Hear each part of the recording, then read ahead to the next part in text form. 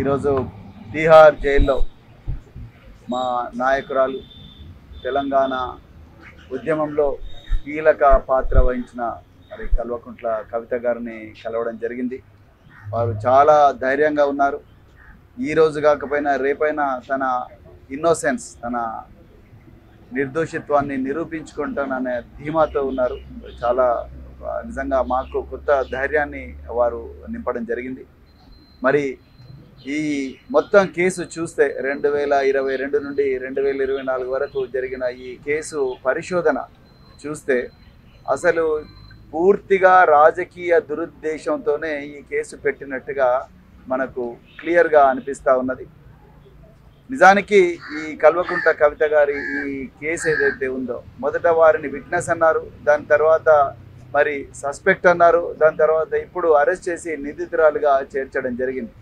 మరి వారి లాయర్కు నోటీస్ ఇవ్వకుండానే సిబిఐ వాళ్ళు కూడా జైల్లోకి పోయి మరి ఈడీ కేసులో అరెస్ట్ అయిన కవిత గారిని సిబిఐ వాళ్ళు లాయర్కు నోటీస్ ఇవ్వకుండానే జైల్లోనే అరెస్ట్ చేసిందంటే ఎంత ఘోరంగా ఉందో మీరు ఒకసారి ఆలోచించండి. మరి వారి కోర్టు, మరి రోజ్ అవెన్యూ కోర్టులో వారి కేసు విచారణ జరుగుతుండగానే బెయిల్ మీద మరి వాదోపవాదాలు జరుగుతుండగానే రాత్రికి రాత్రి మరి ఆ జడ్జిను మార్చడం జరిగిందంటే మీరు ఒకసారి చూడండి ఏ విధంగా వారిని వేధించాలని చూస్తున్నారు. పూర్తిగా రాజకీయ కక్షతోనే చేసింది. నిజానికి ఢిల్లీ లిక్కర్ పాలసీ, ఢిల్లీ గవర్నమెంట్లో వాళ్లకు ఎక్కువ ఆదాయం రావడం కోసం మరి ఢిల్లీ గవర్నమెంట్ ఒక పాలసీ తీసుకున్నది. ఈ దేశంలో ఏ రాష్ట్ర ప్రభుత్వమైనా కేంద్ర ప్రభుత్వమైనా వాళ్ళ ఆదాయం పెంచుకోవడం కోసం రకరకాల పాలసీలు చేసుకుని ఆ పాలసీల ఇంప్లిమెంటేషన్లో పాల్గొన్న ప్రతి వ్యక్తి నేరస్తుడు అయితే మరి కేంద్ర ప్రభుత్వం కూడా నేరస్తుడు అవుతుంది కదా. కేంద్ర ప్రభుత్వం మొన్ననే రైతుల నల్ల చట్టాలు తీసుకొచ్చిండ్రు. సాక్షాత్తు దేశ ప్రధానమంత్రి నరేంద్ర మోడీ గారే ఈ నల్ల చట్టాలు తీసుకొచ్చిండు. మరి తీసుకొచ్చి మళ్ళీ ఒక 6 నెలల తర్వాత మళ్ళీ వాటిని విత్డ్రా చేసిండు. మరి ఇప్పుడు నరేంద్ర మోడీ గారు ఎవరి ప్రయోజనాల కోసం ఆ కేసు తీసుకొచ్చిండ్రు? మరి నరేంద్ర మోడీ గారిని కూడా అరెస్ట్ చేయాలి కదా. మరి దీని గురించి ఎప్పుడన్నా ఆలోచించిండ్రా?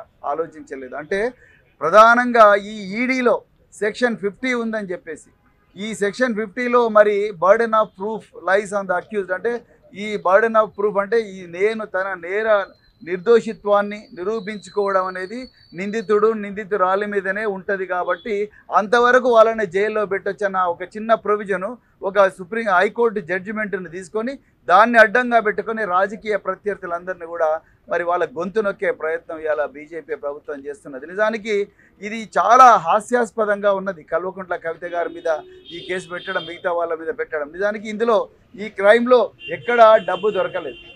నిజానికి PMLA, prevention of money laundering act అనేది కేవలం టెర్రరిస్టులు ఫైనాన్సింగ్, డ్రగ్ ట్రాఫికింగ్, వీటిలో ఏదైతే విదేశాల నుంచి డబ్బు ఈ దేశానికి వస్తుందో, వచ్చి ఈ దేశ అంతర్గత భద్రతకు ప్రమాదం ఉందో అలాంటి కేసుల్లోనే ఈ పిఎంఎల్ఏ వస్తుంది. బ్యాంకింగ్ ఫ్రాడ్స్ కానీ, banking financial institutions, non banking financial institutions, chit fund companies, వీటి ద్వారా ఏదైతే మరి క్రైమ్ ప్రొసీడ్స్ జరుగుతాయో ఆ ప్రొసీడ్స్ అన్నింటినీ కూడా మరి సిస్టంలో ఇంటిగ్రేట్ చేసి వాటిని బ్లాక్ మనీని వైట్ మనీగా మారుస్తున్నారన్న ఒక ఏదైతే నేరం ఉందో ఆ నేరాల వాటిని ప్రివెంట్ చేయడం కోసం 2002లో పిఎంఎల్ఏ వచ్చింది. మరి ఇక్కడ కల్వకుంట్ల కవిత గారు ఆమె దగ్గర ఏం డబ్బులు దొరికినాయి? మరి ఆమె ఎవరికి డబ్బులు ఇచ్చింది? ఆ డబ్బులు ఎక్కడ సీజ్ చేసిండ్రు? ఎవరి సమక్షంలో సీజ్ చేసిండ్రు? ఎక్కడ పోయినాయి ఆ డబ్బులు? దాని మీద ఇంతవరకు ఒక్క దగ్గర కూడా ఒక్క పైసా కూడా సీజ్ కాలే. మరి సీజ్ కానప్పుడు పిఎంఎల్ఏ ఎట్లా అప్లై అవుతుంది? ఎక్కడ మనీ సిస్టంలోకి వచ్చింది? మూడు ఫేజెస్ ఉంటాయి. ఒకటేమో ప్లేస్మెంట్, రెండవది ఏమో లేయరింగ్, మూడవది ఇంటిగ్రేషన్. ప్లేస్మెంట్ లేదు, లేయరింగ్ లేదు, ఇంటిగ్రేషన్ లేదు. ఈ 3 లేనప్పుడు అసలు పిఎంఎల్ఏ ఎట్లా అప్లై అవుతుంది? మరి ఈడీ వాళ్ళకే తెలవాలి. ఏ విధంగా సిబిఐ దీంట్లో అఫెన్స్ బుక్ చేస్తుంది?